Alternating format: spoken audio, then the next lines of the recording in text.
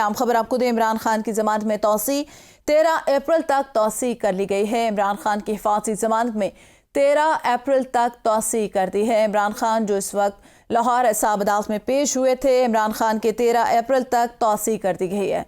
इमरान खान की हिफाजती जमानत में 13 अप्रैल तक तौसी, 3 मुकदमात में 13 अप्रैल तक तौसी कर दी गई है। इस्ताद दहशतगर्दी अदालत लाहौर में इमरान खान पेश हुए। असद शाह हमारे साथ मौजूद है। जी असद, बताएगा 13 अप्रैल तक तौसी कर दी है हिफाजती जमानत में?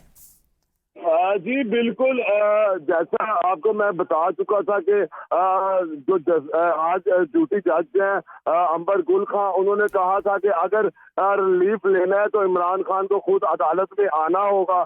तो इमरान खान आज जब इंसदाद दहशतगर्दी की अदालत रूबरू मोअज़्ज़िज़ जज के पेश हुए तो उनके वकला की जानिब से 1 लाख रुपए मुचलके भी जमा करवा दिए गए, जिसपे इमरान खान के वकला का ये कहना था कि अगर डेट जो है वो लंबी तारीख मिल जाए तो इमरान खान दीगर और मुकदमात में भी इस्लामाबाद और हाई कोर्ट में पेश होना चाहते हैं।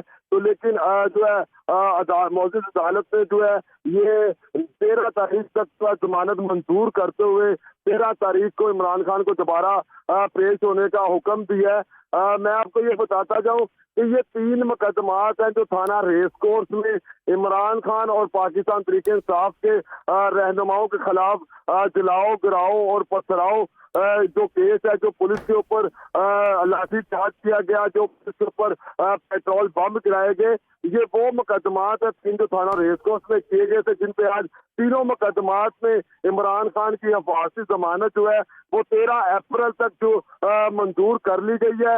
इंसदाद दहशतगर्दी की जो ड्यूटी जज अंबर गुल खान ने ये जमानत मंजूर की है।